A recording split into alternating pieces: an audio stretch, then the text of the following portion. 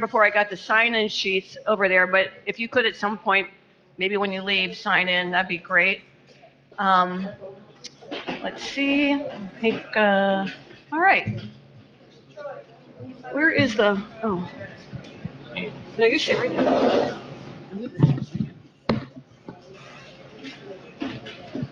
I had to move that. If you all would stand, we'll say the Pledge of Allegiance. The flag is right there. Sorry, Frankie. Mr. Mayor.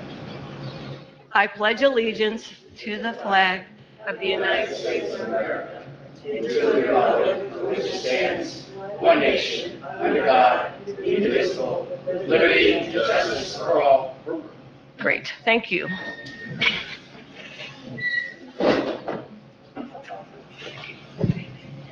Okay, we're going to do a quick roll call here.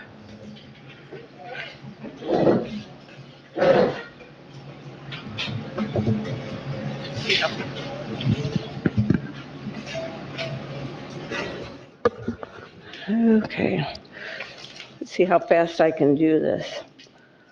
Ball Harbor, Bermuda Riviera. And I'm a little hard of hearing, so be loud, please. Beverly Heights. Thank you. Birch Park. He was going to come.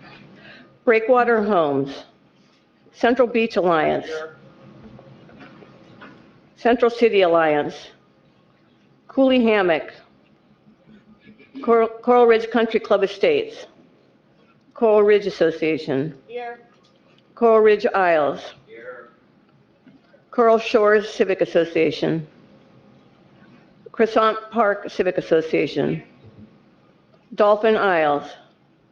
Downtown Fort Lauderdale. She was a little late. Edgewood. Can't Ted count for Edgewood? Where is he? No. Oh. Flagler Village. Galt Mile. Golden Heights. Harbordale. Harbor Beach. Harbor Inlet. Historic Dorsey. Home Beautiful.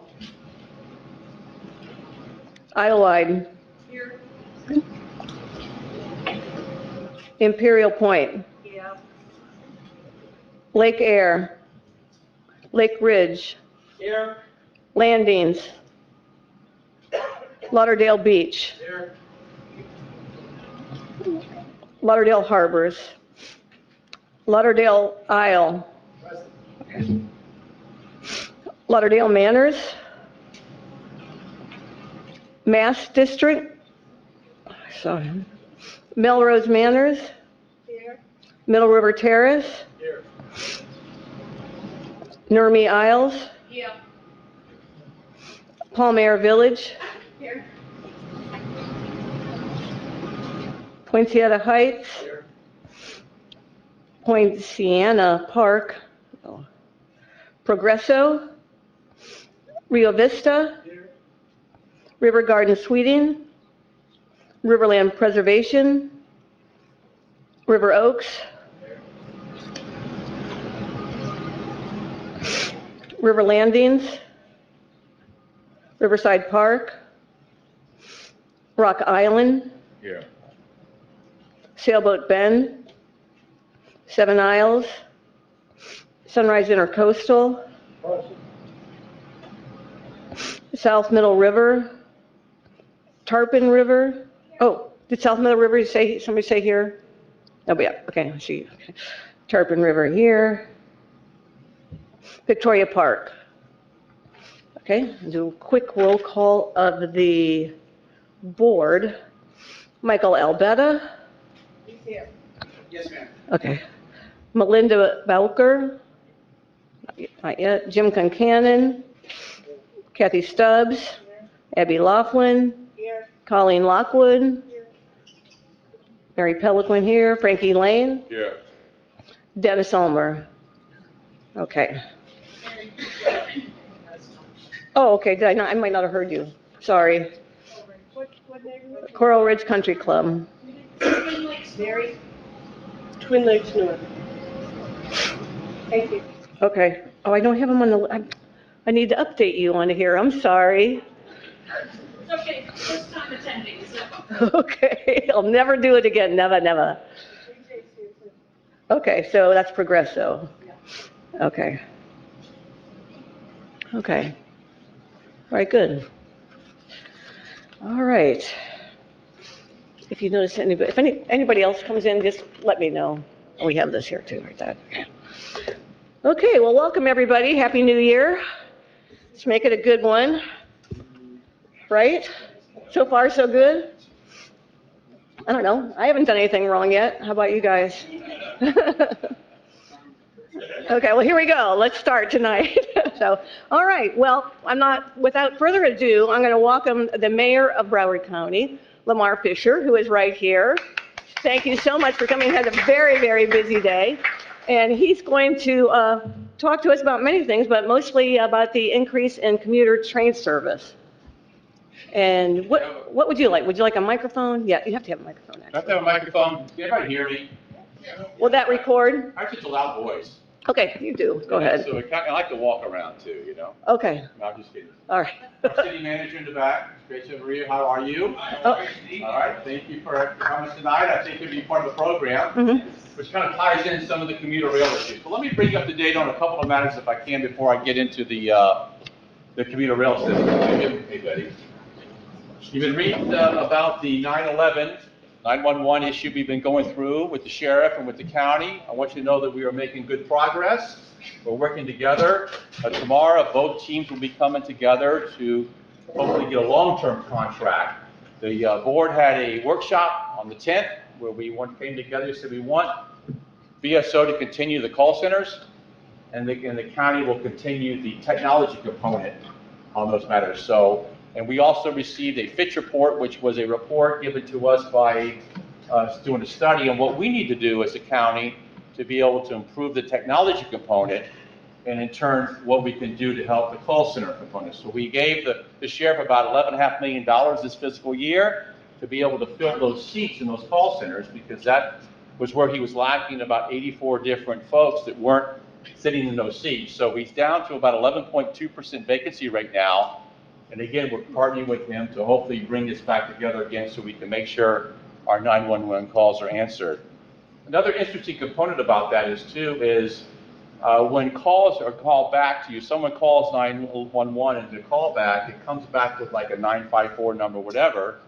And that confuses these folks because they're in a panic. They think that's another call coming from someone else. We want to try to get with Congress, and we talked to our congressman, Jared Moskowitz this morning, as a matter of fact, how we can change that so it can come back, say 911. So you know exactly they're calling back. So that's kind of a glitch we're working on as well. So stay tuned for that. The homeless initiatives that we're working together, obviously, with the city of Fort Lauderdale and others. We actually have a team now going out on our major corridors on the Broward Boulevard, Federal Highway. Teams going out to try to assist those homeless folks that need assistance, including doctors are going out with us to get folks back on their medications, to offer the services that Broward County does have. Also offer some of the SafeLink phones. If they don't have a phone, SafeLink phones with an app world, which gives them opportunities to see where shelters are, food and clothing, etc. Unfortunately, some of those folks out there just don't want help, and we're trying to continue to guide them because we do have the services, and again, working closely with the city of Fort Lauderdale in this immediate area. They have been true partners in collaborating together to get some of those folks off the streets and get them help they need. Affordable housing is a big issue, obviously, for everybody, to have our service workers, to have housing. This past year, the county put in about $51 million in what we call gap funding or gap financing. It gives folks, those developers, an opportunity to be able to make projects happen on housing affordability issues. We gave, like I said, $51 million, which produced about 2,400 units this past year coming online. And this year we've set aside $14 million in our Affordable Trust Fund to be able, again, to have financing mechanisms to be able to get folks to build affordable housing. Our economic engines are going quite well. Our Port Everglades is back almost to par. Our cruise lines are back in order. I'm happy to report to you that we have signed a deal with Disney World, Disney Cruises. Their first ship will be the permanent ship in Fort Lauderdale in the fall of this year, 2023. So they'll be permanent in 2025. We'll have a second ship. And of course, our port is very healthy on the fuel and also cargo. We moved just a little over 1 million cargo containers this past year. That's huge for us as transportation opportunity to get goods out to folks, especially with the supply chain that's going on. Now, lastly, our economic engine, Fort Lauderdale Hollywood International Airport, is back. We were about 13% short of pre-pandemic. We moved about 32 million passengers in 2022 throughout the airport. So that's exciting, obviously, to get that back online as well. Let's talk about the commuter system and the rail that's coming online in the near future, hopefully, is our East Line Railroad. And I can tell you that, again, we continue to work with our partners, with FDOT, Florida Department of Transportation, with Brightline, but most importantly with the city of Fort Lauderdale. We were able to get what we call an LPA, a local preferred alternative, to start getting funding for the south end of the rail, which means from Aventura to the river. And there'll be 3 stops. There'll be a City of Hollywood stop, there'll be a stop at the Fort Lauderdale International Airport, and a stop at Broward General. So the key is, how do we get over the river? And I can tell that the city of Fort Lauderdale and Broward County is working again collaboratively to be able to come up. We are jointly doing what we call an assessment. And I think, Mr. City Manager, on your meeting on the 24th, you'll be voting on the ILA to have this assessment move forward. And what we were able to do is go to the MPO, the Metropolitan Planning Organization, and go through library of services they have. And we were able to negotiate a deal with White House Group. And again, on the 24th, we'll be able to have the meeting with the city. They'll vote on it, and we'll move forward with this special assessment that will validate the cost projections and also identify the potential resources for funding. Obviously, we need funding. We need the federal funding, we need state funding, we need county funding, we need city funding, etc. And so that's how we're going to be working together, and the teams are also working. And on February the 2nd, I believe, I've actually called a meeting with myself and my county administrator, along with the city manager and Mayor Dean Trentalis, to come together too, to collaborate together how we can physically get over the New River, because we want this coastal link to come, obviously, to our east town, to be able to get folks out of the cars and be able to have transit, and it will spur redevelopment to around those corridors in which we will get the stops from, which will be Hollywood, Oakland Park, Pompano Beach, and Deerfield Beach, continued on through the Palm Beach County opportunities there. So that's coming on board too as well. So we have the South Link. We are now in the process of getting the assessment with the city, and I'm sure Greg will be talking about that as his comments come forward too. So somebody asked me about how many trains will come through. Of course, you have freight that's coming through now. You have Brightline, and the commuter rail will bring about 2 additional trips in the high peak areas. I mean, in obviously the times of our rush hour. I'm actually told that, let me get my figures right on this, that 2 trains per hour will pass in each direction during the peak system hours. Headway between trains about 30 minutes. The impact will be similar to a traffic light, a brief approximately 90-second wait when the gates close. That's what the experts are telling us right now, as far as how many trains. Again, the freight will continue to run, and Brightline will continue to run. And part of our East Coastal Link will be negotiating with FDOT and with Brightline to be able to get the access to move back and forth. So we are moving not as fast as I hoped, but this assessment working with the city will be able to get us in the right direction, to get us moving forward, and hopefully getting the funding obviously nearby that we need to make that happen. So that's the kind of update. I'm sure you have questions about that, but I just want to kind of give you a quick lowdown of what the county is happening. The county obviously is a large corporation with a $6.8 billion budget. There are 9 of us that sit on the board. I'm fortunate to represent District 4, which is basically Deerfield Beach, or the Deerfield Beach line, all the way through Fort Lauderdale on the east side of the county. So that's my district, and every year the council, the board elects a mayor to serve the mayor. You know, they elect the vice mayor, and then that vice mayor moves on to the mayor. So I'm fortunate enough to be not only your district commissioner, but also your mayor this year for Broward County. So I'm honored to be able to serve each and every one of you. So that's my spiel, and I'm sticking to it. All right, so now for the fun part. Let's get the fun part. Let's get Okay. the questions. All right. We have, by the way, we have Vice Mayor Warren Sturman, who's with us right now. He just came in. Vice Mayor, good to see you.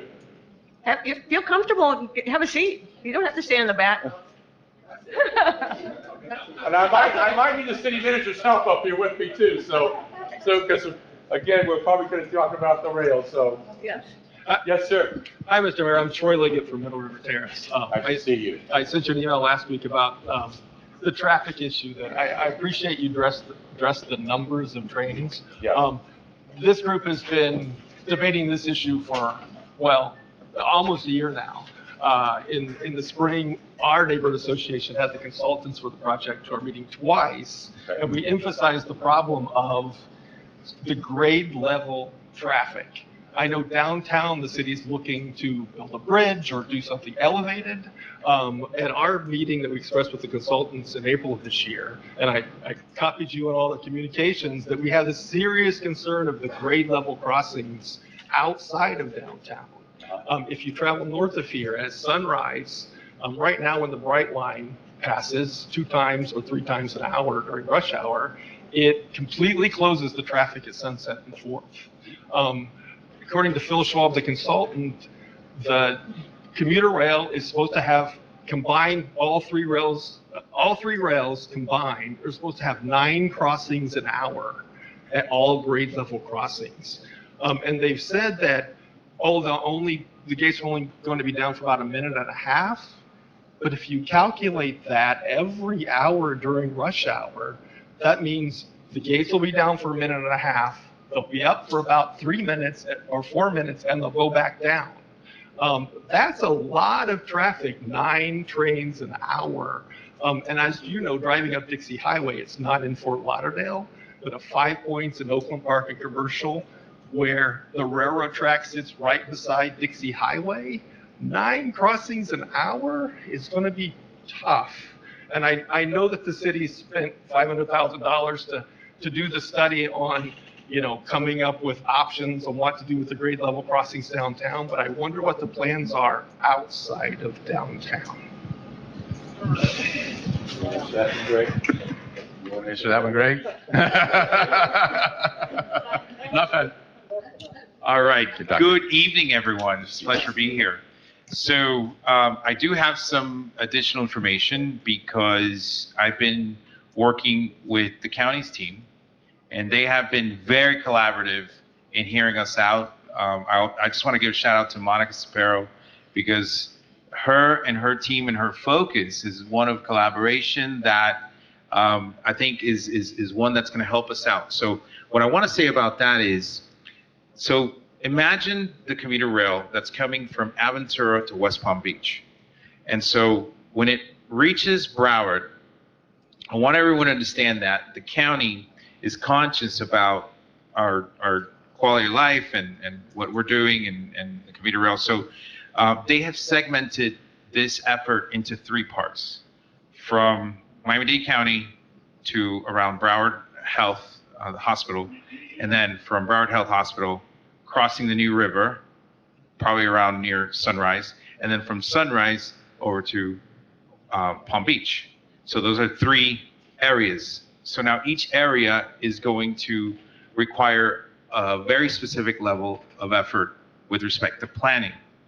So there are fundings that are widely available that provide an opportunity to understand the dynamics of what happens when a rail system comes in. And that's called the conceptualization phase of planning. And that's even before design. And that conceptualization phase is one that requires an effort to do public outreach, do meetings, understand the pros and cons of the commuter rail and how to safeguard the community from the commuter rail and those services that are also going to benefit the traffic volume that we all experience here in Fort Lauderdale. So what I want to say is there's ample funding at the federal level that I'm going to talk about in a minute that focuses on just that. And we're going to have an opportunity to voice that and also see how we can plan for that and plan those safeguards so that when the commuter rail does come, it has those elements that protect the quality of life that you experience today. Yeah, so the issue is that we can't tolerate what you just said. We just can't do that. We can't just shut down for 30 minutes, 3 minutes. We're not going to do that, and we won't accept that. So it's just not going to happen. So we have to work collectively with our partners, but you never move any traffic at that point if what you said about the 90 seconds and then up 3 minutes and 90 seconds down. So it's just not feasible to do that. That's one of the reasons why we're talking about a tunnel, too. But I know you're talking about the north on getting out of downtown. Yes, ma'am. Sure. Yeah. Hi, I'm Colleen Lockwood. I'm the immediate past president of the council and also the immediate past president of Myrtna. So I think what we're saying is well understood. We're looking for a nuanced evaluation of the entire project, respectfully understanding that the tunnel versus bridge has dominated the conversation of the council and the needed improvement in infrastructure down in Miami-Dade. There's no question. But what we're talking about here is a bigger issue. And we have not seen an amendment that addresses this in writing. I think it's important to put this down because there's a couple important things. Number one, that, as Troy mentioned, it's unacceptable. 8 trains an hour, 9 trains an hour, every 7 minutes, it's not going to work. Secondly, you wonder where the ridership justification is coming from. There's no question that Brightline ridership has increased, and it's going to increase even more when they extend to Orlando and then over to Tampa. But aren't they adding trains? Why do we need more commuter rail trains? Because the other factor has to do with the workplace. If you look at the value of commercial real estate in New York City, a study released earlier this year estimates that the value of commercial real estate is going to decline 45% because workers are working remotely and they're working in hybrid environments. South Florida Business Journal posted last week, that what is happening with our commercial real estate. ADT, that security firm in Boca, is reducing their office space from 172,000 square feet to 106,000 square feet, largely because workers are not coming into the workplace. And I would argue, if we expect people to stop driving 95 and get on a train, we'd be seeing more of that already with Brightline. Last point I want to make is Abby pointed me to a beautiful IG account called Segregation by Design. At the end of the day, we're all doing a lot of work to help the urban core where you have the density of population, but the continued urbanization that we have seen continues to hurt, I would just say hurt outright, members of our Black community, members of our low-income community, and those surrounding neighborhoods that aren't as densely populated. So we'd like to encourage FDOT, and I think this is a county level issue, because it goes all the way up through the county, that we see something in writing that says there's an amendment to address the mitigation of traffic concerns for east-west corridors, and Troy has a whole write-up about it that's just beautiful. We'd like to have it be on the record. It hasn't been, we've asked for it. Thank you. Well said. It's well said, definitely. Yes. Hold on. I have an outdoor voice all the time. I live in the northwest part of Fort Lauderdale. I have 3 options to come to work downtown. I can take a bus, takes about 40 minutes. I can drive my car, which sometimes takes 10 minutes, sometimes takes an hour and 10 minutes, depending on what crossings are working and not working that day, or whether there's an accident at a crossing or near it. Or I could take the Tri-Rail. That would take me 3 hours because the east-west connectivity has never been established in a way that is affordable, reasonable, and consistent. I think those of us who live outside of the core of the city would suggest that maybe we practice managing mass transport by managing Tri-Rail to its optimum and not ignore the middle-class neighborhoods that are to the north and to the west in the city. Thank you. Thank you. Thank you. Okay, Of course, we don't operate Tri-Rail. That's the one thing we don't control. Let me be the mayor. All right, all over okay, town. okay. All right. Great, Mr. Mayor. My name is John Burns. I'm with the Central Beach. Two questions. One is, do you have an update on the 17th Street bypass that goes through the port to Federal Highway? Number two, I may be just out of date, but what's the status of the city-county office building? The city-county office Oh, building. sorry. That may be dead, but I don't. Okay, first of all, the question was about the 17th Street, the Southeast 17th Street Causeway bypass that will go into Port Everglades and there. So that is in design. It'll be about 90% designed, and then by June, and I'm thinking my notes as I just talked about this to Harbor Beach. And once that is approved, then it will start construction in 2024. And I believe will be done no later than 2026, but it's somewhere 2024, 26. So it is in the works, in the process of design. About 90%. Once we can do that, we can go out for bids and then get permits going with the city. The second item with the Joint Government Center, City of Fort Lauderdale had decided they wanted to do their own. And so we have kind of separated that way. And so they will build their own facility. And of course, the county will build their facility. The county will keep it downtown. And hopefully will be at the location which we were going to the Joint Government Center, which will be near our bus station there. So we'll still stay on Brickell there in Broward, is where we will hopefully locate ours. But we definitely are going to stay downtown. We're not going to go back out west. Of course, and I know that the city is looking at their alternatives as well, where they can build their new facility. Did that go all right, Greg? Yeah, can I add to that? Yes, please. So I just want to give the assurance to add to what the mayor said about the 17th Street bypass road, that we have collaborative agreements in place that road will be ready for the new hotel that's being built adjacent to the convention center. That road will be available when that hotel is complete, so that it also supports the traffic concerns for the hotel and for the community. So we have those assurances in place. That hotel is under construction now. Yes. Yes. Yes. It's erected and has a good foundation, and it's under works. And the county will own it, but the operator will be Omni.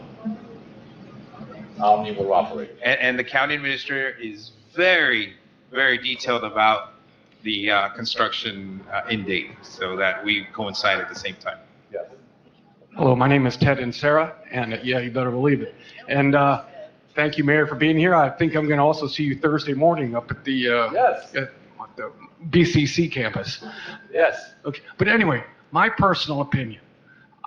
If we are going to think that this is going to relieve traffic within the city, I think we're just kidding ourselves. I mean, really, we are not a commuter riding city. I'm not going to go from Croissant Park and then because I want to go up to Oakland Park Boulevard and get on a train. I mean, maybe if I wanted to go to Palm Beach or if I want to go all the way down to Miami, but I do not think this is going to relieve our inner city traffic whatsoever. I mean, for one thing, when you get to these stops, then what are you going to do? I mean, you get off at Oakland Park Boulevard, where are you going to go? Peter Pan Diner? And that's like the only other place to go up there. And, you know, I just don't see this as an alleviation of traffic within the city. And there's another point. We got to do something about the Brightline station at the Broward Transit Center. Baseball season is coming up. I'm a big baseball fan. They have a thing where I can go down to Miami and go to a Marlin game, and they have transportation from that city to the stadium and then back. But then when I get off here, do I want to really get off here, you know, 10, 11 o'clock at night downtown in this, in our transit system, in our terminal down here? That's not a great idea. So I'm very leery of doing that, strictly because when I get off of the train, then what?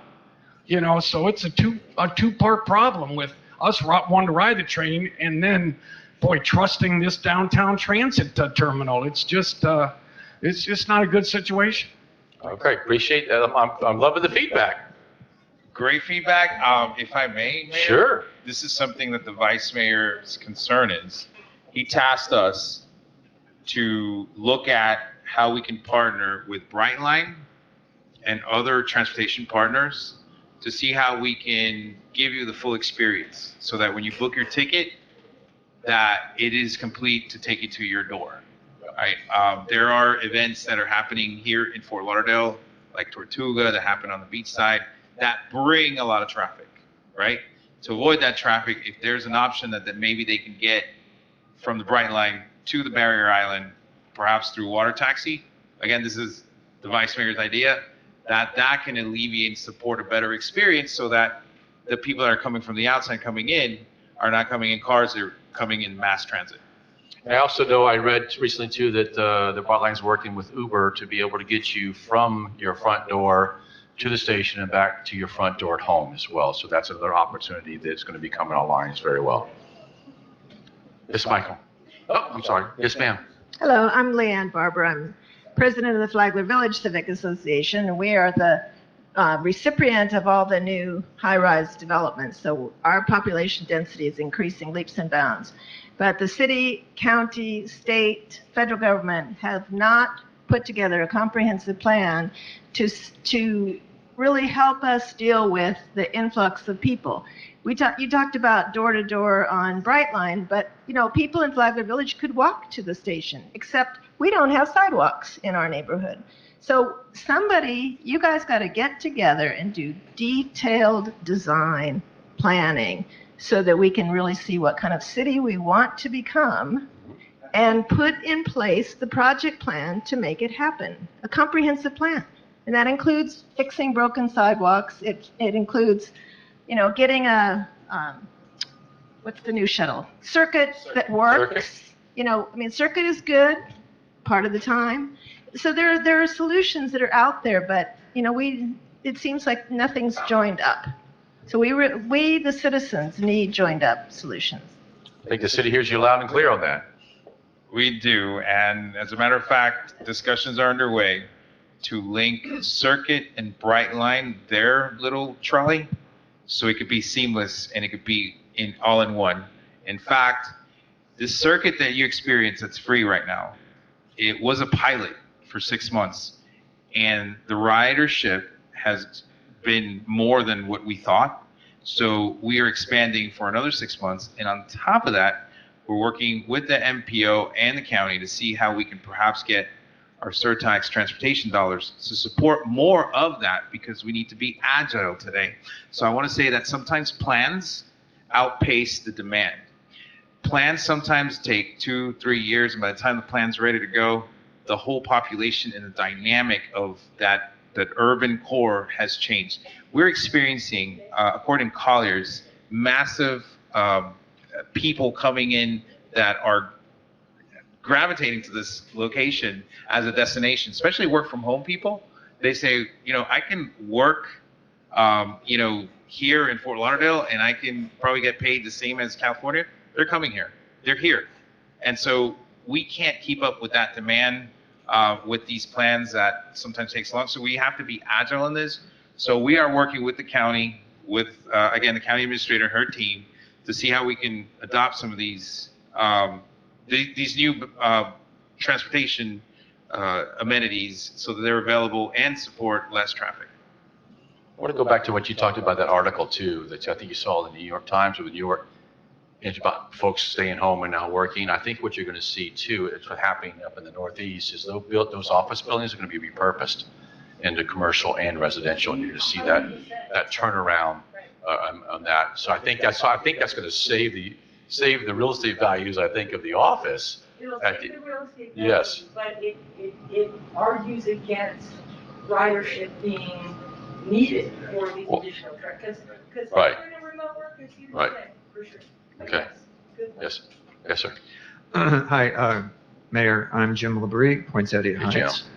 I want to echo a few things that have already been said. Where I live, I cross over the tracks multiple times every day, going to Home Depot, CVS, Publix, just doing things in my neighborhood. Sure. When I was looking at this earlier in the year, I was told there could be up to 90 trains per day going through these neighborhoods. 90 trains per day. So when I said, well, what's the mitigation for that? For all the east-west streets that cross through, that the train intersects with? And I was told, well, it's only 90 seconds. Okay, only 90 seconds, but there are thousands and thousands of drivers who will be affected by 90 seconds. That's what Troy was talking about. You add that up, that's a lot of manpower time lost forever. True that. So let me ask you this question. Is the demand really there that can justify a commuter rail? Was there ever a study done that said, yes, we have to have this, we need this, this will alleviate traffic on 95? Has that really been done? Greg, you talked about this conceptualization phase. Has this really been done? The study has been done for commuter rail. I mean, it has been, otherwise we would be even talking about it. FDOT, the Florida Department of Transportation, is in charge of that. So yes, sir, it has been done. The ridership is shown, or the potential ridership is showing the need for that. County has not done that study. I believe FDOT's done that study. And we'll try to get a copy of that for you too. Let's get Mary, get the microphone back here if we can, so everybody can hear. We can definitely see, I don't know exactly where it's at, but definitely we'll get it to Mary if we can locate it for sure. And then we'll put it on. It's interesting too, and I understand you tonight with this group, Greg, that they're not too hepped on commuter rail right now. I saw the resolutions that were passed concerning favoring the tunnel, and I thought the discussion had been had, but it's interesting feedback, and I'm glad you're talking to us tonight, so I can relay it back to my colleagues as well. Okay, here I have another question here. My name is Ann Hilmer. I live in Idlewild. A couple points. First of all, Greg mentioned that sometimes the plans don't keep up with what's happening, and I would suspect that perhaps the study that was done on commuter needs, et cetera, isn't keeping up with what we're seeing as our problems on a day-to-day basis, and that maybe the plan needs to be readdressed. I have two comments. One is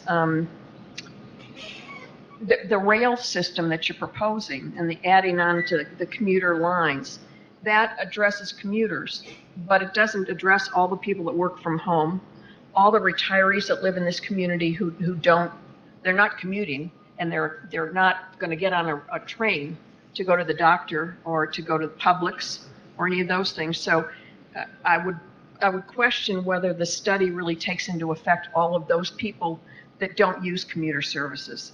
And then my last question is, can you comment also on, in this week's newspaper, there was a reference to a proposed tax that the county is considering for senior services, which would be, there was an amount quoted. I don't even remember what it was.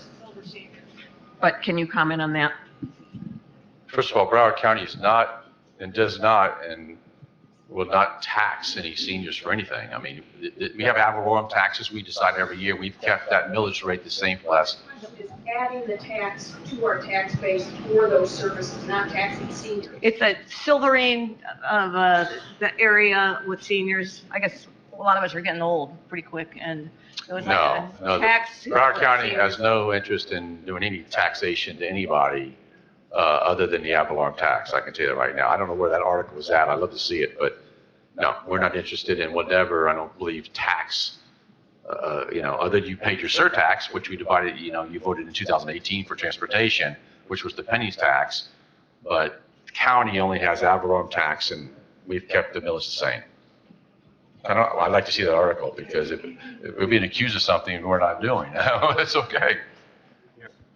We keep talking about the east part of Fort Lauderdale, but that directly impacts the western side of Fort Lauderdale also.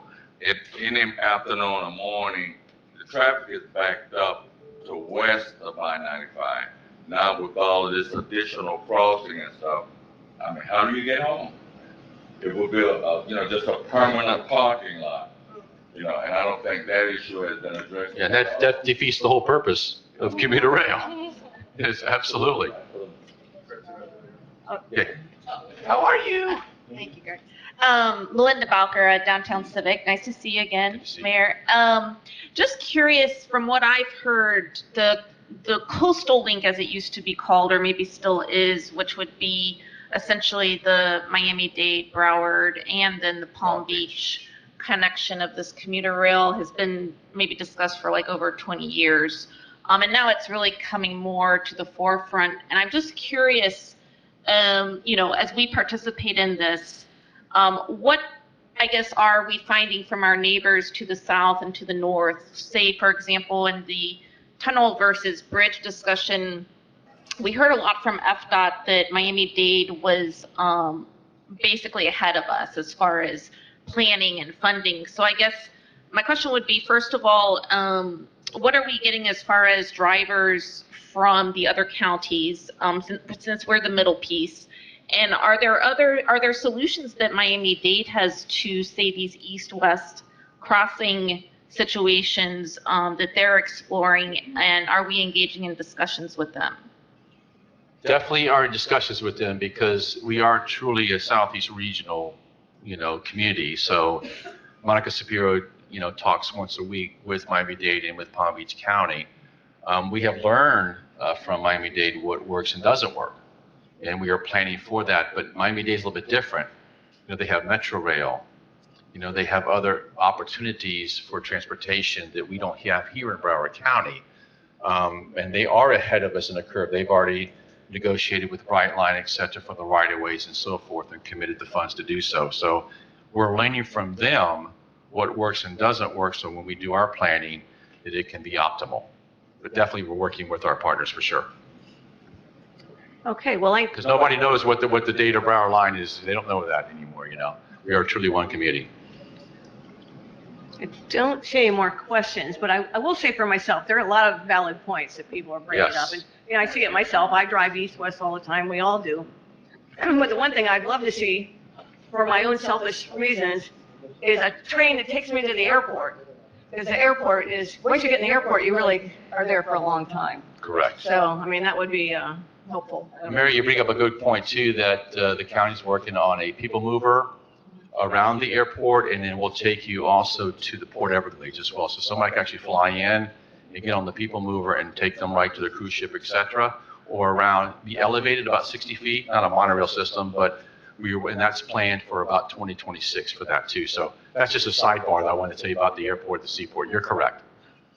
Thank you so much, ladies and gentlemen, for having me. Please reach out to my office. Suzanne here, Bailey is with us, right? She's one of our assistants, and we have our guides up there that gives you the entire departments in our county with the phone numbers and the access there. Please take that as you leave. I continue to want to hear your feedback. Mary and I are very close, so she can get the data to me, and we can get if you have questions, we can get the answers back out to you.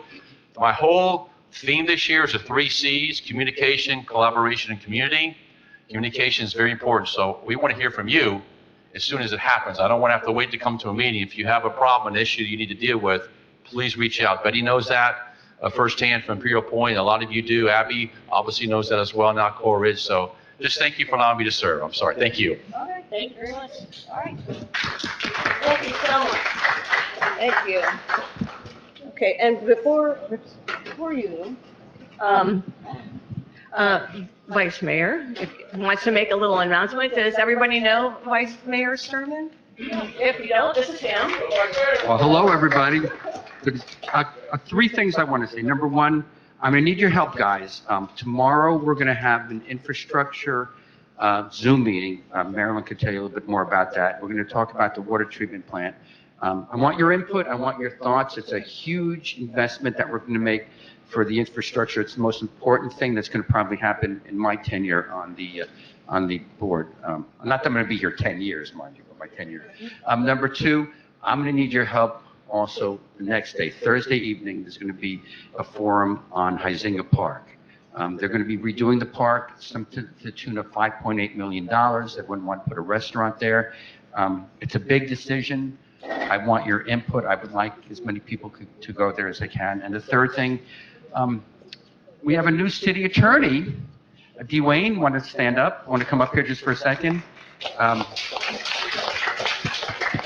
We've been working together for a couple of weeks already. He is in the community. He's marching with us, very approachable. I find him to be a fantastic person to work with. You wanted to say hello to the community?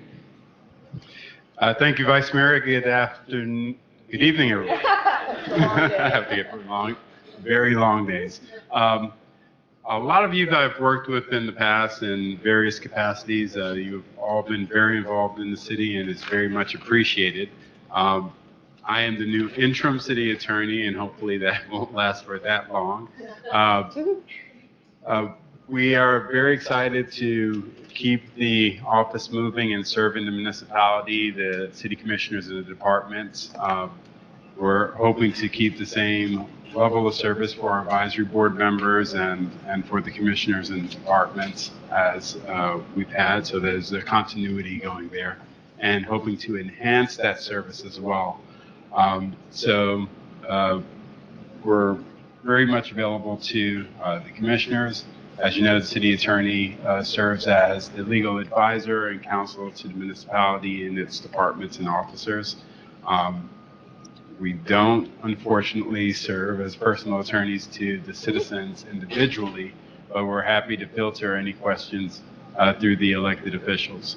But thank you all for having me tonight, and sorry for the intrusion in your meeting. No worries, I'm here. Here this to me. I find that Dwayne has been exquisitely available, responsive to the community. I'm looking very forward to working with him. I do have to leave, but one thought, meeting other elected officials, we have hands down the best city in the county, no question. And it's not because of the beaches and the waterways, it's because of you guys. You guys are absolutely awesome. I want to thank you. Give yourselves a hand. Thank you so much. And also, he is like this area. The hot spot of the city. That's right, District 4. Okay. Thank you so Vice much. Mayor. Bye-bye, guys. Okay, you're not off the hook yet. If you would, all welcome our city manager. Am I supposed to say city manager, or am I supposed to say interim city manager? No, I'm city manager. You are the city manager. July 27th. I just want to make sure. I don't want to hear about this later. No, I've been All right, come on up. officially appointed. Come up here, front and center. Yeah, it's July 27th. Unless you know something I don't know. No. All right, good evening, everyone. It's a pleasure and honor to be here. And I really like those discussion points. So, when you think about it, what benefits do the people that don't telecommute or the people that are not involved with commuting, what benefits do they have? I'll tell you, it boils down to zero emissions, right? The goal of improving our greenhouse effect. If you look at worldwide, what's being experienced with global warming, I think if we can get more cars off the road and have more mass transit availability, we can certainly improve those capabilities, which you can't reverse sometimes, right? So definitely, that's something to think about. But I want to give a little bit of an overview of the funding and the costs and tunnel versus bridge. So think about right now the McKinney Tunnel, right? At the foot of Las Olas, at the base of Las Olas. Think about if back in that time, instead of a tunnel, a bridge would have been built, right? How would that have changed that panorama? How would that have changed how you have a corridor, or you have today a park that is being built that will be open in March, that will have art on top of it, that will have an amphitheater on top of it, that will have green space and ability for people to congregate together? How would it have been different if a bridge would have been built, right? So think about that. So what we had before us, again, is a plan that was spearheaded by the county as far as bringing the commuter rail into this area. And I think that it was very wise to bifurcate or trifurcate, if you will, the sections and look at the tunnel crossing or the river crossing rather as an independent planning opportunity. With that said, in 2021, the DOT, Department of Transportation, conducted a study and said that for building a tunnel, it would cost anywhere between $1.6 billion and $2.4 billion. That was a study that was performed by HDR. Now, I want to just put a disclaimer about that study. It was very high level. It did not include environmental analysis. It did not include economic development impact. It did not include some of the things that were mentioned about inclusion and about how it impacts and divides communities. So have you seen, just like if you look at, for instance, I-95 downtown, Overtown Miami was a very thriving community prior to 95. When 95 was built, the community was impacted and a lot of businesses were certainly gone forever. All right. So bridges do divide, right? And with that said, that is something that the City of Fort Lauderdale Commission is very concerned about. Well, if we build a bridge over the New River, how does that impact? Although it may be probably in capital costs, the most cheapest opportunity, but what is the cost to the community that has to live with a bridge for many, many years, right? So that study was, did not have any factors to determine the accurate cost for that, for the tunnel. So in August 2022, the city and the county got together, as authorized by the county, and focused on comparing bridge versus tunnel. And we started to discuss concerns and look at, as the mayor mentioned, what are some of the things that we should analyze further to make a wise decision and to look at equity, inclusion, look at economic impact. And for that, we have this process underway to have a consultant to look at these different details and look at feasibility, permittability, and operating costs, and also even look at grant and funding opportunities. Because in the past, prior efforts were only focused on a specific level of grant. Now we want to look at other grants. Now I want to also mention that in September, on September 2022, we traveled with the mayor to Washington to meet with the Department of Transportation executives. These are people that give grants, and they mentioned to us all these grant opportunities that are available that we can apply for, that focus on equity inclusion, that focus on economic development impact, and that allow us to conceptualize better the project.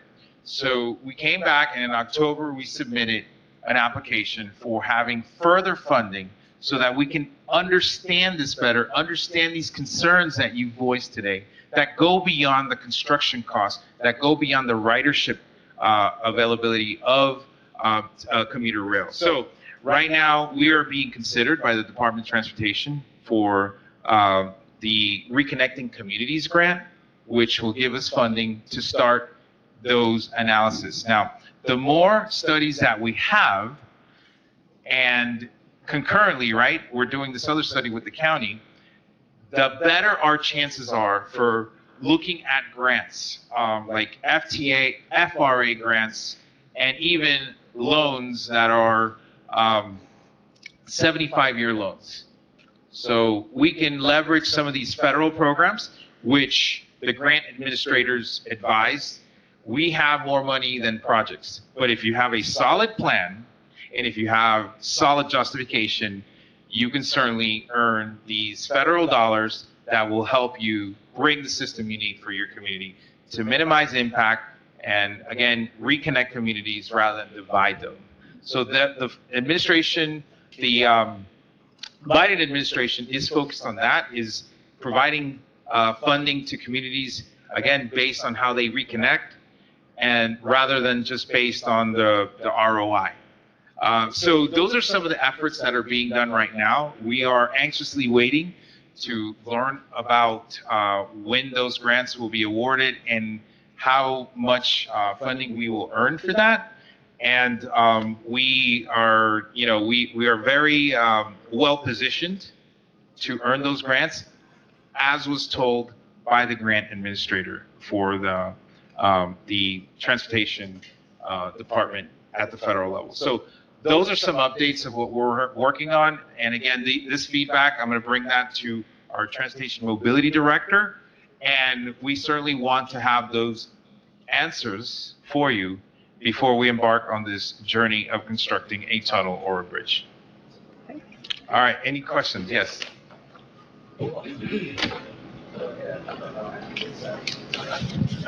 I hate to be the first one to ask questions, but kind of a two-part question. The first, from what I thought I heard you say before, that right now you're dealing with downtown, and there'll be an entirely new study looking at all the options north of downtown. That hasn't happened, and that's in the plans, right? Yeah, that hasn't happened, but it's part of the plan. It's part of the overall plan. So we're taking this, I don't want to say by phase, right? But it's really by phase. I can't say that publicly, but I am saying. Okay. Because that doesn't look good in front of the federal government, so we're looking at this by sections that each section has a specific character of the community. So the first south section has a specific character, which has a certain level of mixed use, industrial, the airport, and then you have the river core, and then you have upward. The north side is more urban-like and homes and residential. So that's how we're planning forward. So the first south side started. The second one, we want to get conceptualization dollars, which will help us plan this better, and then we move on into the third. Okay. Layer. Quick follow-up. I think I mentioned before that Phil Schwab from Florida Department of Transportation came to our neighborhood and then came back in the spring because we've had more questions about him, about specifically the rail crossing issue north of town. We're saying, can't you do a tunnel everywhere? Can't you do elevated everywhere? And his response was this, and he put it in writing. He said, by the readership, the eligible federal funding right now would be about $247 million. And he said that the project would not be cost feasible if elevating the entire structure would make the project cost feasible. He said that either the tunnel or the bridge downtown was not cost feasible based on the ridership. And when I say cost feasible, in federal funding, and therefore either of those projects, the funding was going to fall back on the locals. Has that changed? So this Mr. Schwab guy is from the Department of Transportation of Florida, right? So FDOT is good at building bridges and highways. And for tunnels, they're not. And that's why they provided this analysis, if you will, in 2021 that said that a tunnel would cost so much, right? So their analysis was not comprehensive. So we went to the Department of Transportation at the federal level, and their Department of Transportation at the Florida level is only looking at one type of grants, which are the FRA grants. We went beyond that and are looking at FRA and FTA grants. And the reconnecting communities is not one of those that the Department of State of the state of Florida does not even consider or look at. I guarantee you that. We talked to the people that gave the money. We talked to the number 2 of Pete Buttigieg, and he wasn't there. But the mayor tried his best to meet him, and they told us, look, there's a lot of money. We need good projects, especially projects that connect communities this way and connect communities this way. You have a very good justification, so get on it. We came back and we submitted the project within 3 weeks. I mean, we submitted the petition for it within 3 weeks. We hired a grant writer, so we were aggressive on it. We hope to get that response soon. When you say the project downtown or off? Downtown. So we're talking to a different set of people. In fact, once we get more information about what we're being considered, the gentleman that talked to us from the federal level said he'd be glad to come here. They will pay for coming here and talk to you about these programs and how it works. So I'm looking forward to that, but I'm not going to invite him until I get more information about if we're going to earn this money or not. So right now, you're not looking for funding, reconnect the community funding to deal with the issue of the east-west streets north of downtown. You're not looking for the funding yet for that. Not at the moment, because I don't have a joint memorandum of understanding with the county on that yet. So if we were to start that right now, it would be just us, and then we wouldn't have the momentum that we need to be considered at a federal level. So we're going on parts right now. So the only momentum right now is for the downtown, the tunnel versus bridge. Specifically right now, yes. There you go. Great. This train is barreling down the track, and it's been a planning dream for 20 years, as Melinda says. You know, we've been working, I used to do this as a school project at FAU. I mean, this is going to happen regardless of the transportation, of the ridership issues, is my opinion, because it's moving. So I'm concerned about the real practical impacts on my communities. For instance, on the south section, all right? You're working on the south section right now. Are you looking at the issues of noise barriers and improvements to the safety of the intersections? Because people live next to those tracks, okay? And now they put up with the noise of the freight train and the bright line, but they're going to add additional noise. Are you taking into account those very practical impacts that it's going to have on our neighborhoods? In that section, with that money, in that study, will we see that? Yes, they are doing that. They are certainly doing that, and again, the county and the city supported the county in that petition, and so they are supposed to get that response very soon as well, and they are going to have public outreach. They're going to have the ability to intake what you're saying and make it as part of their design. So they're doing that for sure. Just going to have a few more questions because it's getting late. No, not yet. Here. Hi, I just wanted to reiterate what the city manager said, because when the Florida Department of Transportation was here to talk to us, the infrastructure bill that passed in this last session had not passed yet. So that money wasn't available when the department was here. And that's what's changed between when the city went to visit the Department of Transportation recently versus what was available when they were here talking to us about bridge versus tunnel.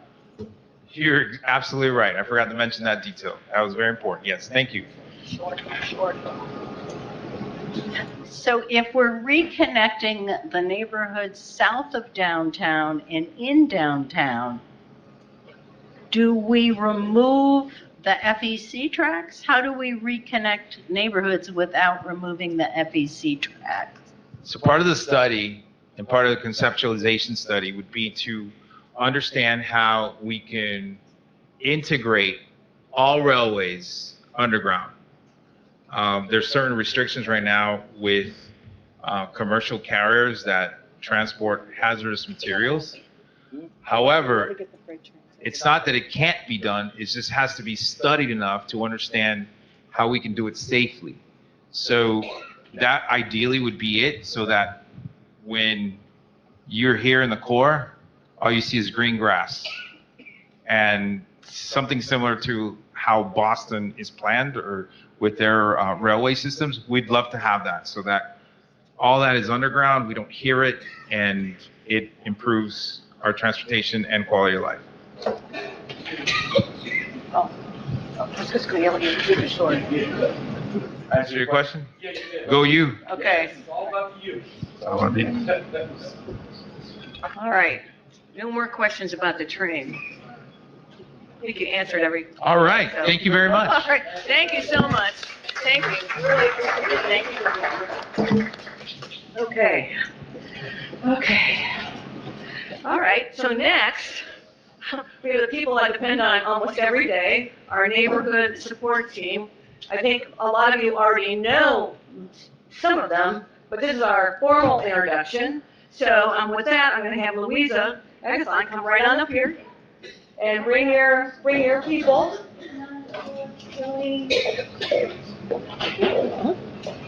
I have a quick slide, but I'll just introduce the minds that make it happen. There goes George.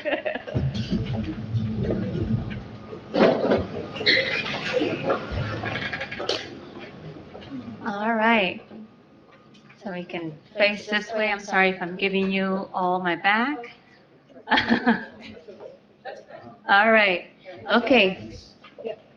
No worries. All right. So Louisa Agathon, Neighbor Support Manager. Great to see many of you. I actually was looking around the room and saw many of you that participated in the Neighbor Leadership Academy. So it's great to see that you all continue to be involved. I've been with the city close to 7 years now. Started in neighbor support, went to the city manager's office, and then now I'm back in neighbor support. And I'm surrounded with great team members. So I wanted to bring them and share with you all some of the things that we've been working on. So I'll start with the newest member, Lisette Palmero. She runs our homeless initiatives for the city. So all of those great initiatives that we have going, she's spearheading those. George, who I know needs no introduction. Many of you are familiar with George. And yes, he's a great asset to the community.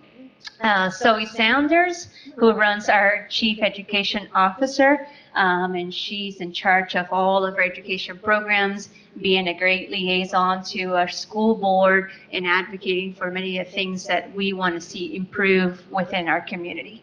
And then Jania Robinson, who you all are also very familiar with. She's also the Assistant Neighbor Support Manager and helps run the office and keeping us in tap. So just wanted to get them to, for you all to see their faces and get to know them a little bit more. So thank you, team. Yep, go back. Yay, we love you. All right.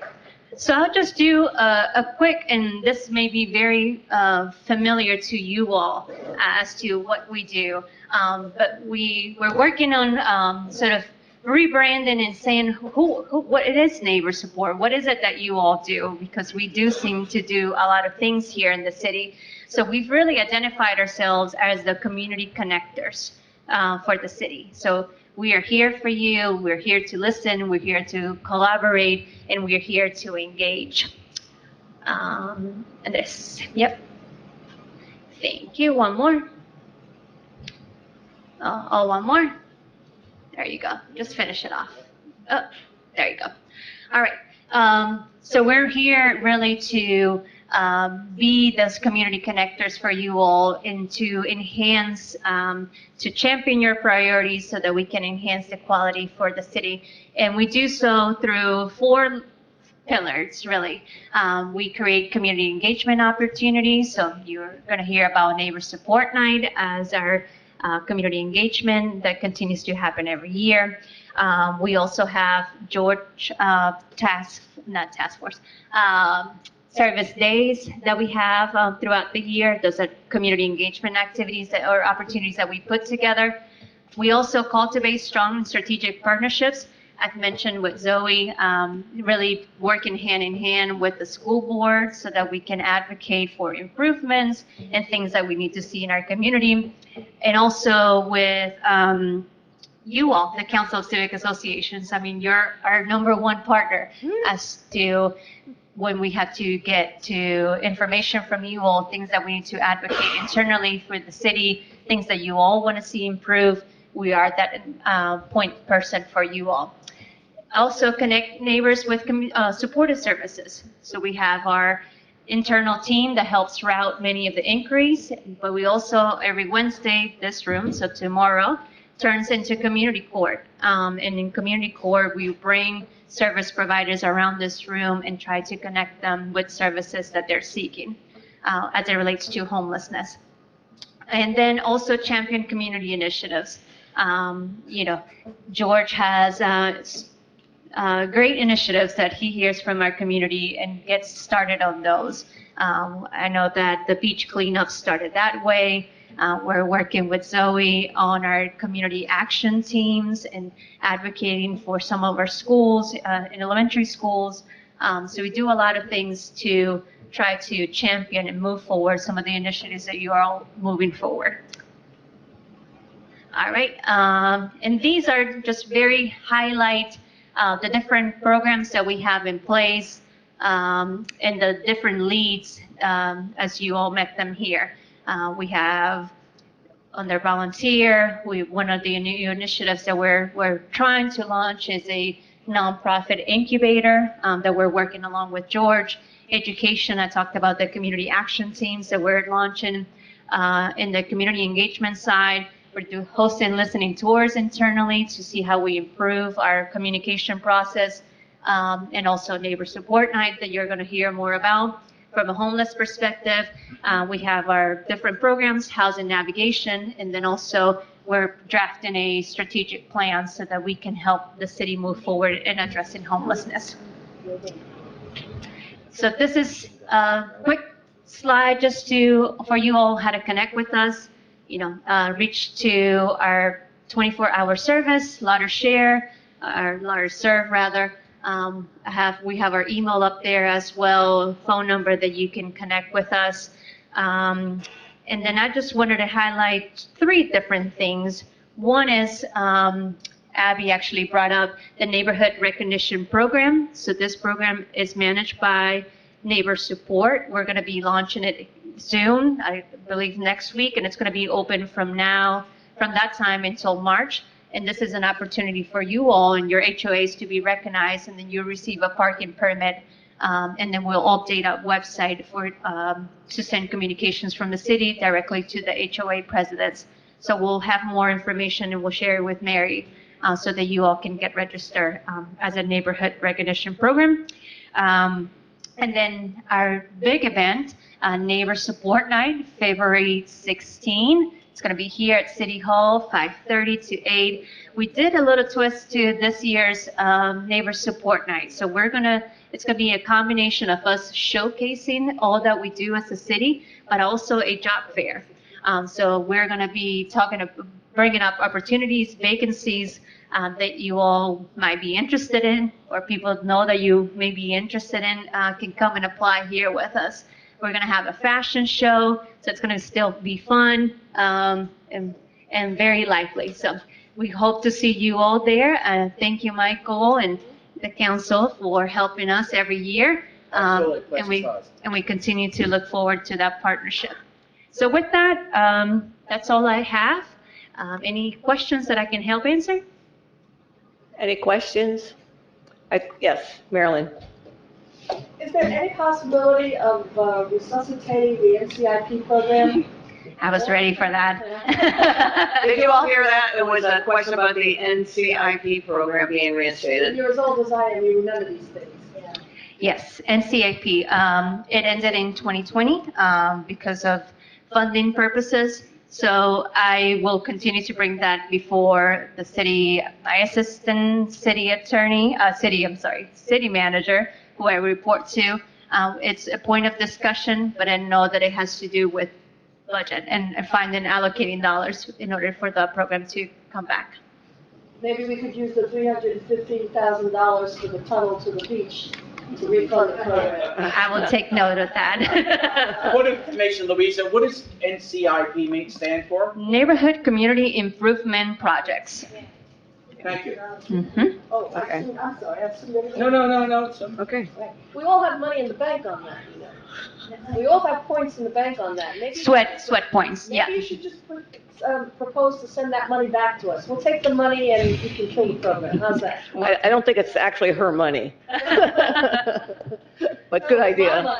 No, I know, we have the same thing. Okay. Okay.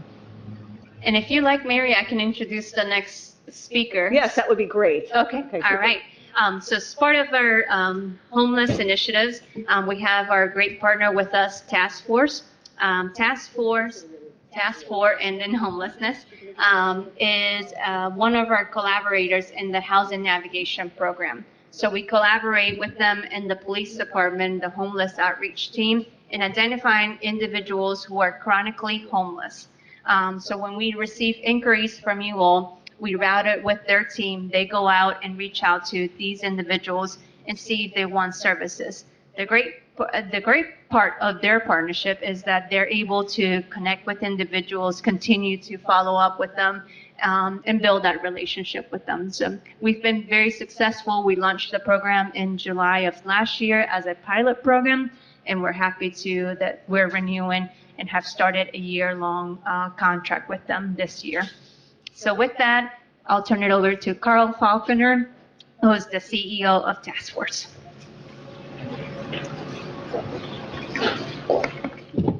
Thank you, Lisa. My name is Carl Falconer. I'm the CEO with Task Force for Ending Homelessness. And so I was going to tell you a little bit about us, and then I was asked to give you just some information about how you can interact with our homeless neighbors.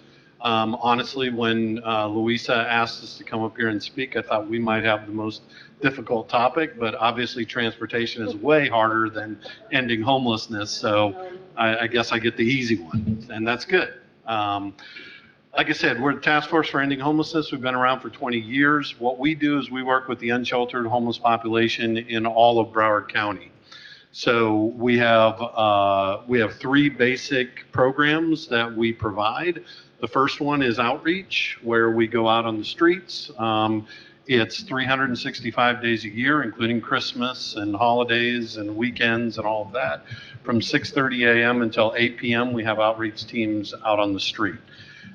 They interact with individuals, they come across individuals, and the primary goal for the outreach services is to try and get people into emergency shelter.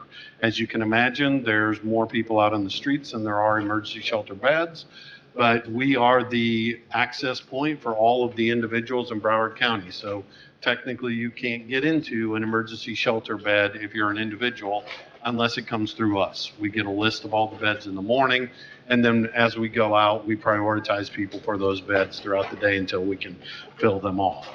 The second part of programming that we have is something that Louisa mentioned, which is our housing navigation services. We have multiple teams that are working out on the streets, and they do kind of case management with people.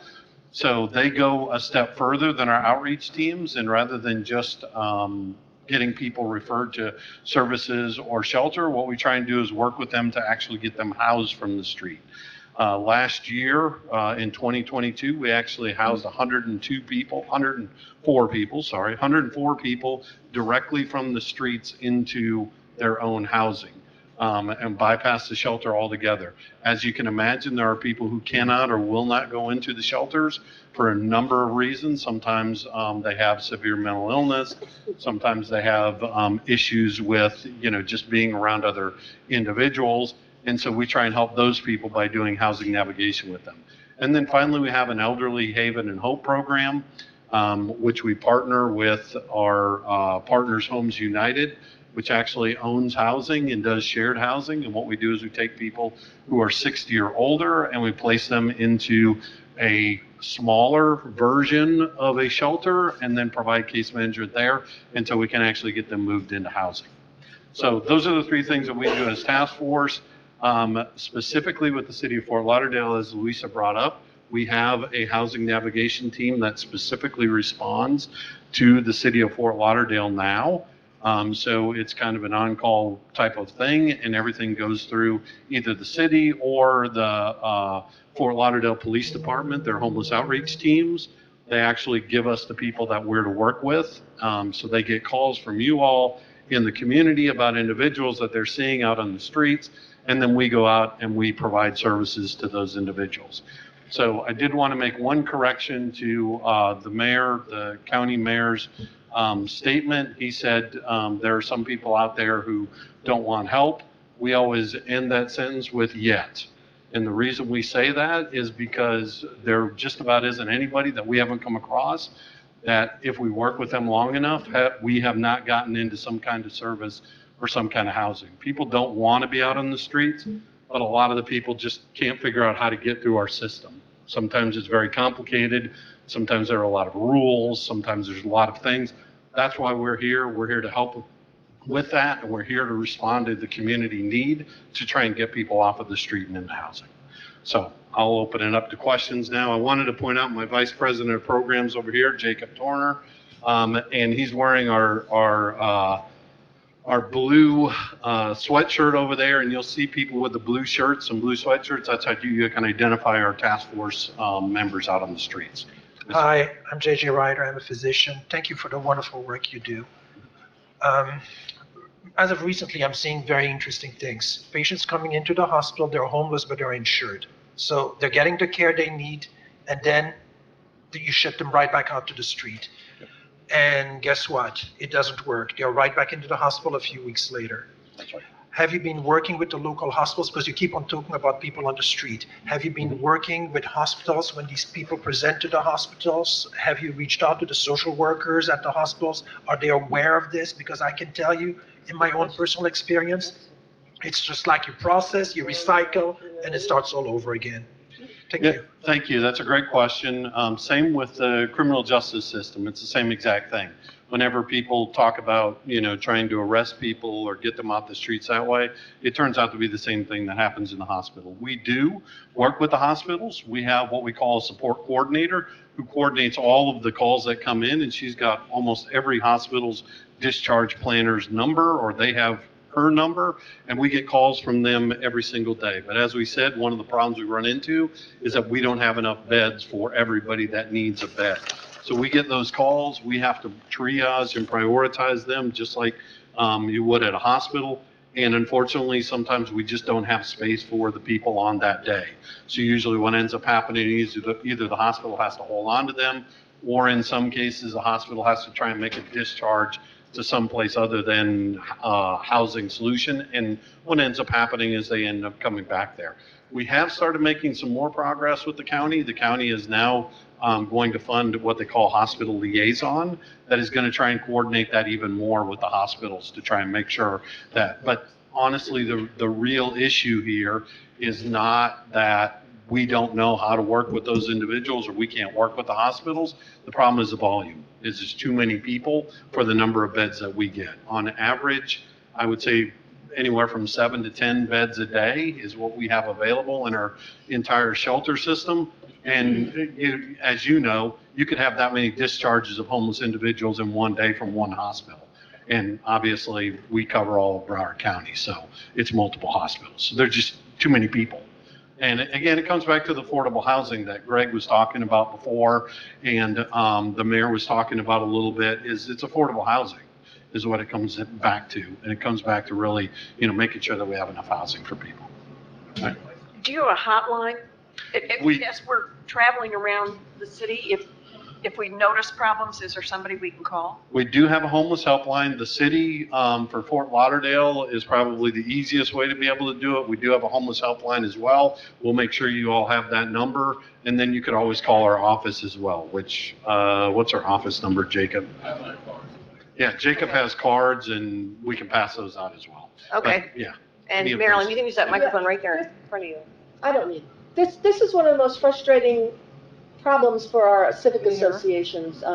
People see the problem, they don't see it getting better, and they get frustrated and they think the government isn't working. Well, the government is trying, okay? And one of the things I would hope that you would be available to do is to come to some of the civic associations and talk about how you work with the people and what the process is and what we can do. We got to put pressure for affordable housing. We got to put pressure for, whatever you tell us, we need to put pressure for. We are a constituency, and so can we invite you all to our civic association? Oh, absolutely. Okay. That's one of the reasons why Louisa asked me to come here and to talk today is to open that invitation for any civic association. Absolutely. Excellent. We'd be more than happy to come there. talk with you about what you can do, and you're exactly right. It's about resources, it's about affordable housing. We can come out and we can help with the individual cases as they arise in your civic associations. You call us, we send out an outreach team, we do an assessment, we try to get people placed into services or shelter, but we can only do it one at a time, and we can only do as many resources as we have available. Ultimately, what we need to do is we need to have more affordable housing so that we have less people who end up homeless, because that's really where the situation gets out of control. But you're exactly right. So what I want to say is congratulations and thank you very much, because a raise of the hands, because I know you're one of them, raise of civic associations that do the lunches for the homeless court. Terrific. Well, there's 1, 2, 3, 4. You're right. That's part of initiative, and that was through the task force. And I know that I'm with St. Anthony's Homeless Ministry. Yep. Yeah, Richard Capilio. Yeah, we work with them very closely. Absolutely. And folks, if you don't know, they work together, and there's for eyeglasses. That's right. For the homeless, where they meet at the Hope, South Florida. Hope, South Florida on That's right. Andrews Avenue. And definitely I'd like to underscore exactly what Marilyn said, is that knowledge is not knowledge until it is shared. And if we don't come before the civic associations, I appreciate you coming here, but specifically coming to the civic associations, because, exactly with the homeless, they don't ask to be, like 80% of them don't ask to be homeless. That's right. I know this for a fact. I know this civic association, as well as the city of Fort Lauderdale, we have an annual feeding for groceries and turkeys we give away at Sanctuary Church. It's over 5,000 people that we feed. We're going into our 8th year. Yeah. So I want to say thank you for the task force. They do magnificent work, folks. I'm telling you this now. Thank you. I've been working with St. Anthony's for 8 years of the homeless ministries, and we go hand in hand together. And I want to thank you. Thank you. That's it. Thank you. And absolutely, it's an open invitation for anyone. We have cards. Jacob and I both have cards, and you can always contact Louisa, and she can get us in touch with each other, tell us where and when you need us. We'll be more than happy to come out. We'd love to help educate the public and talk about the issues and what we are doing. Well, thank you very much. We'll also put your information on our website. Oh, you have questions over here? Just a quick question. I know that you are the central, provider of the beds. And I was just wondering, a friend of mine became homeless last year, and so I was helping her navigate the process. And I was surprised that you did have to go just through the task force. You can't contact Salvation Army directly. Right. You can't go to Broward Partnership for the Homeless. That's correct. And I'm wondering, is that a county or is that a state construct that you guys are the central Access point. It's more of a national model. It's more of a national construct, really. And the reason we do it that way is because otherwise, what ends up happening, if you have every single shelter be able to just take people walking up or whatever, you don't prioritize the people. And that's what we do. We have to do an assessment. We have to prioritize individuals, because even your friend has to be prioritized against everybody else that's waiting for a bed. What we're trying to do by getting people into emergency shelter, honestly, our number one concern is trying to make sure people don't die on the streets. And so we have to prioritize people essentially based off of that, is how likely is it that you're going to die versus the next person who needs the same bed, and trying to get people prioritized that way to be able to get into the shelter beds. So we have that responsibility that we take, but we have assessments. We have our people trained specifically that way. But anytime that you have someone that you're dealing with or you're working with, feel free to contact us. And what we'll do is what we call street request. We'll send an outreach team out to them, and we'll actually do an assessment and find out what services are available for. The other thing we do is we get them into our homeless management information system, which is a database of all the individuals and all the services that are available, so we can see what they qualify for, because not every person will qualify for every type of service that's available. But once we get them in the system, we'll know exactly what they qualify for. And then I guess my only follow-up would be, I know you guys meet Monday through Friday at certain locations. We do. Actually, Monday through Sunday. We have 7 days a week, we have different assessment locations. Oh, okay, so you guys Yeah. do have, because she had some difficulty on the weekends at times, Mhm. but you guys do operate on the weekends? Yep, Okay. yeah, yeah. But do you do placements on the weekends? We do not do placements in emergency shelter currently on the weekends, but what we'll usually do is talk to people, do the assessment with them, get their information, and then have them meet us on Monday morning when we have most of our beds available, is actually on Monday morning. Because the shelters, right now, it's mostly a staffing capacity issue, that they don't have enough people that they can do intakes on the weekends. So it's Monday. But that's when we have the most beds available as well. All right, thank you. Jim has a question. Oh, I'm sorry, go ahead. Go ahead. Tailing off of what we were talking about. Yeah, I think you gotta. Can you hear me? No. Yeah, you need a mic, sir. Laryngitis. Thank you, Mary. Tailing off what we were talking about in terms of accessing one of the facilities, like the Broward Partnership for the Homeless. Yep. Someone who wants to go to the Broward Partnership has to go through you first. They can't just walk over there and say, That is correct. I want to go in there. That's correct. That's interesting, because I think my impression was, and we've done lunches over there, sponsored things. Mhm. I was under the impression, I think from them, that we could just send people there. No. Thanks for clearing that up. 'Cause Absolutely. I'm sure a lot of other people were confused about that too. Yeah, absolutely. The best thing that you can do, again, honestly, I'm supposed to give tips for you all if you run into homeless individuals that are out there. The first thing is be kind. Be kind, treat them as human beings first, and try and find out what it is that they're looking for, what service that they're looking for. The second thing you can do is contact us. And the reason is we're professionals. We have assessments that we do. We interact with individuals on a regular basis. We get specific training for all different types of needs that they have, and let us come out and talk to the individual and let us figure out exactly what their needs are and how we can match them with services. It's a whole lot easier for us to be able to do that than for you to try to play case manager. We love our faux case managers out there, but I can tell you, you'll get in way too deep, way too quickly. And so let us handle that. Call us. We'll send someone out there. We'll send our teams out there, and then they'll be able to do the assessment and work with the individuals. Okay, hi, thank you for being here. I have two questions. One, I was told that if a homeless person has an addiction, whether it's drugs or alcohol, that they are not allowed in your homeless shelters. That's not true. Okay, They can good go to into know. the shelters. And then secondly, as a neighborhood, if you go as an outreach officer and they deny your help, as a neighborhood, how do we handle this? Because they're moving in, we have them at Mangurian Park, and we have tent cities starting in one of our buildings, and the building people won't put up no trespassing and things. So how, as a neighborhood, do we just have to accept it? Each neighborhood is going to be a little bit different, and each situation is a little different, so I hesitate a little to give you blanket statements. But ultimately, call us first, and we'll come out and we will do an assessment, and we'll try and find out what the needs are of the individual and see if we can match them with the needs. If they accept our services, that's fantastic.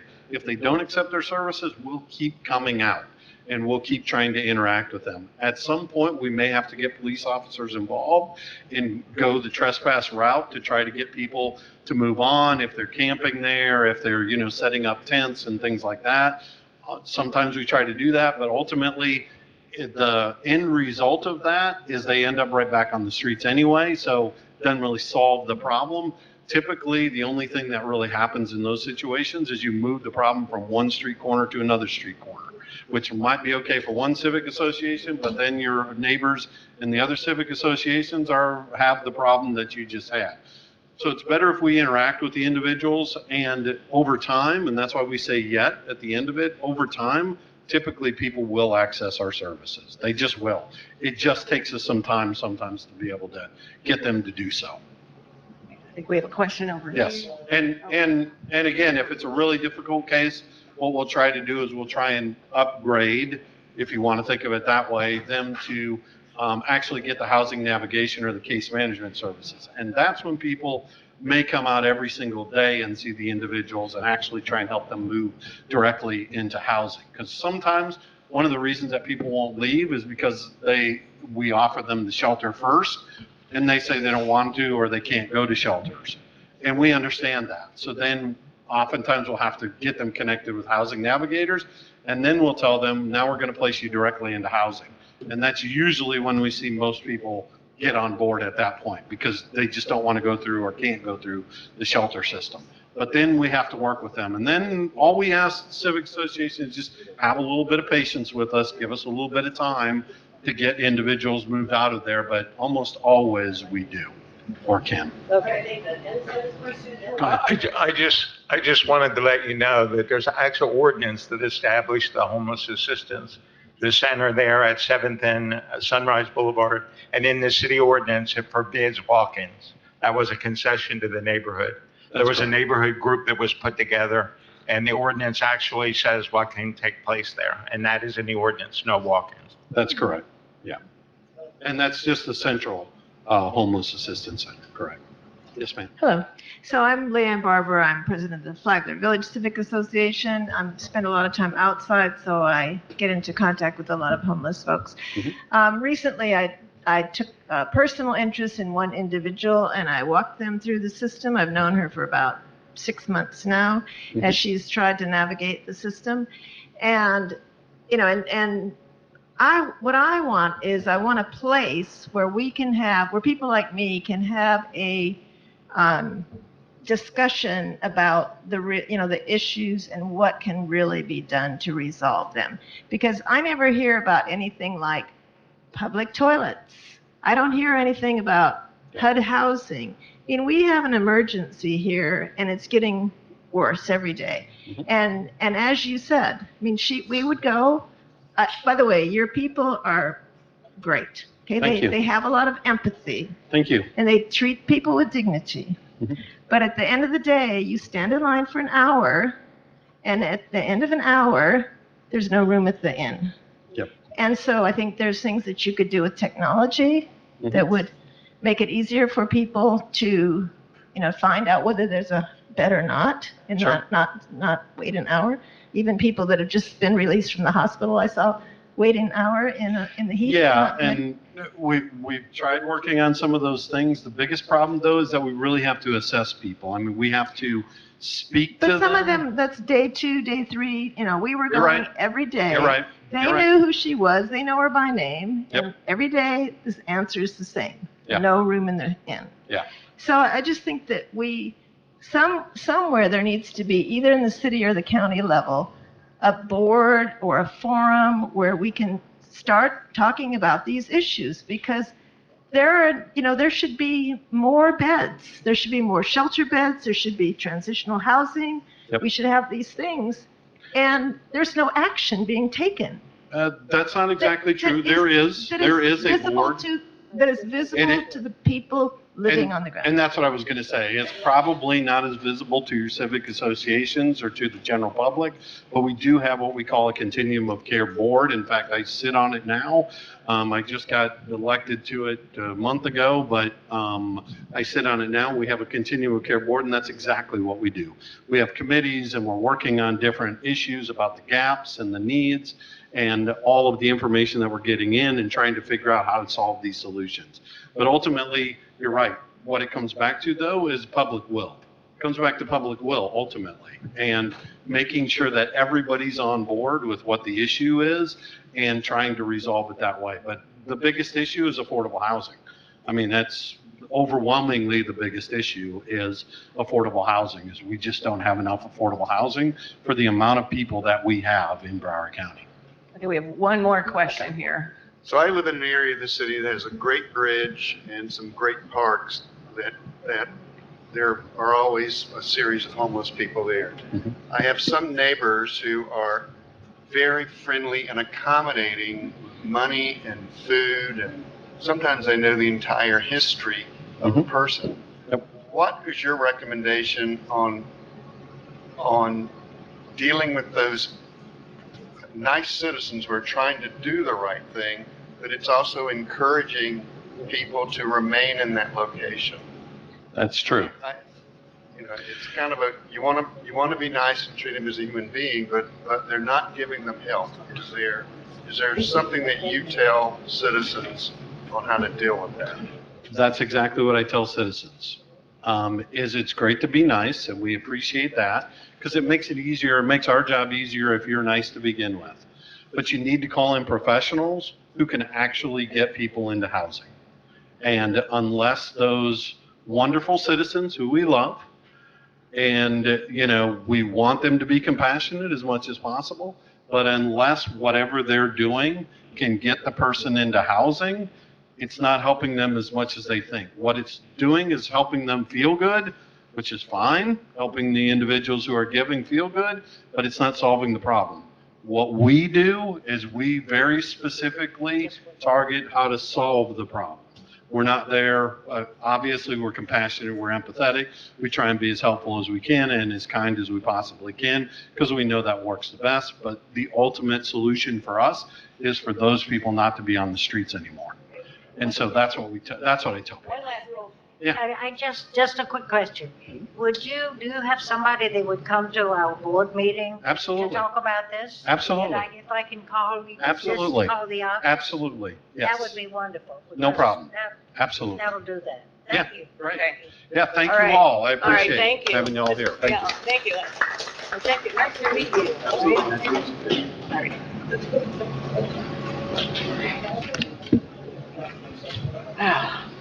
It's a lot. Okay, so now we're down to council business. And I think we all learned a lot tonight. So let's see what we can do here.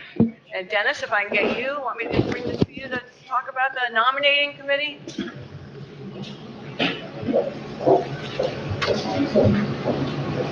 I'm Dennis Homer, the chairman of the nominating committee. The nominating committee has a representative from each district of the city. District 1 is Betty Shelley. District 2 is Lynn Morgan. District 3 is Christine Jones. And District 4 is Marilyn Mamano. To serve as an officer of the council, you must either be the representative or the alternate. And your association has to be a member in good standing. In other words, you have to have paid your dues. What'll happen is at our February meeting next month, the nominating committee will present to you a slate of officers. At that time, there will also be accepting nominations from the floor. The election will take place in March. And then again, at March, nominations will be accepted from the floor. Are there any questions? You're more than welcome to, if you want to be an officer, to let any of us know that you do, and we'll be glad to consider that. Are there any questions? Could you read the district reps again? District reps again? From The 1, 2, and 3, 4. the district rep, you mean on the nominating committee?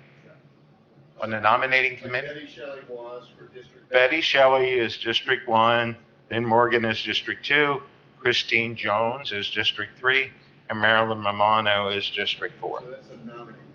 That's the nominating committee. Okay? Thank you. If we were Yes. nominating, we have to nominate your district person. You can nominate any of us.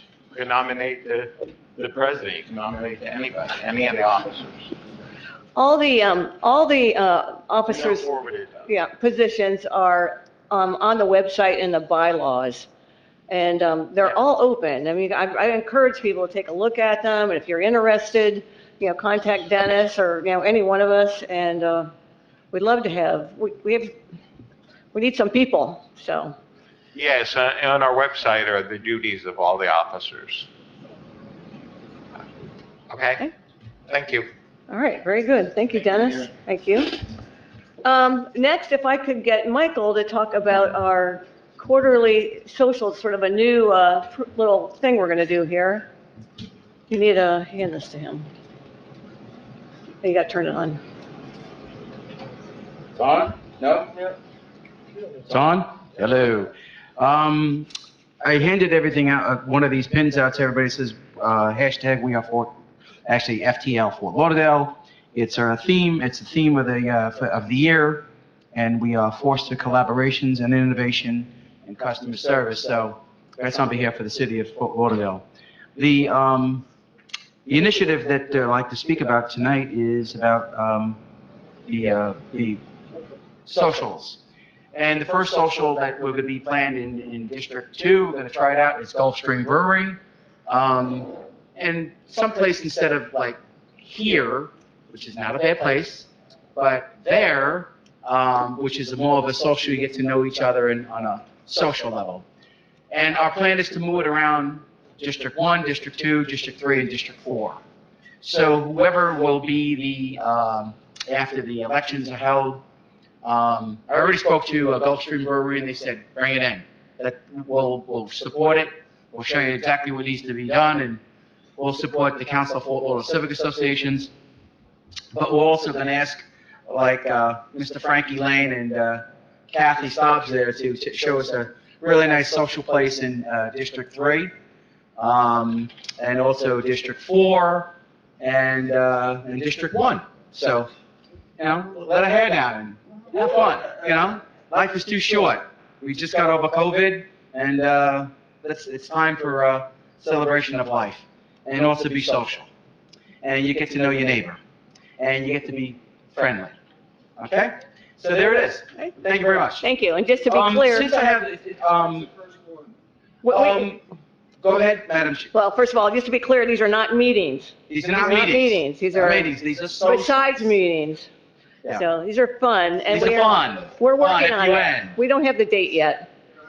No, we don't. No. We have the place, we don't have the date. Soon come, all right? It'll, all right. Soon to come. But can I speak about this? Okay. So Neighborhood Support Night.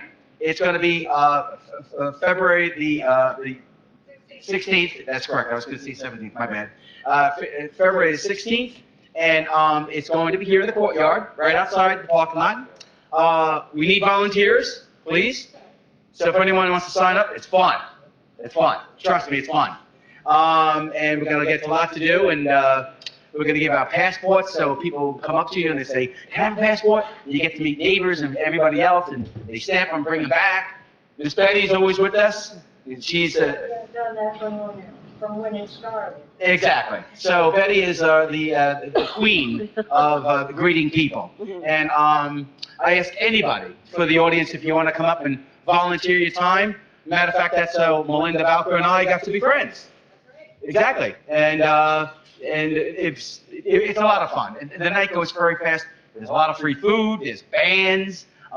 There's a lot of great activity. I don't mean to take your thunder away. It is. It's going to be a great night, and I don't want to take up too much of your time. This year, we're having a career fashion runway for the first time, so you get to come out and see some of your city staff walk the runway. No, I'm not included. I'm not part of the runway. Girl, come on. But I look forward to seeing you all there. Please share with the neighborhoods. I have flyers I can drop off to you to share at your upcoming meetings. And thank you very much. take some minutes, yes. All right, so fun times coming up. Next on the agenda, I just put this out there. We have a website. The council has a website. We don't really have anything other than that. We don't, I notice a lot of civic associations like Rio Vista, even Coral Ridge, we have Facebook pages and things like that somebody manages. So I think it'd be cool if the council had that, but that takes a person. So I'm just putting it out there for now. If anybody is interested in being our social media guru, let me know. I'd be interested. I think we ought to get something like that started, or I'd like to. I wish I had the time to do that, but I just don't. So it's just something I want to talk about. If anybody's interested in doing that for us, it would really be, I think, just Instagram and Facebook, which are hand in hand with each other. Okay. Next, have you all read the minutes from October and December? Remember that all last year? Are there any corrections or additions to the minutes from those way long ago meetings? I move to approve the minutes, Mary. Of both meetings? Yes, ma'am. I second. Right, all those in favor? All opposed? Okay, good. And if we could have the treasurer's report. I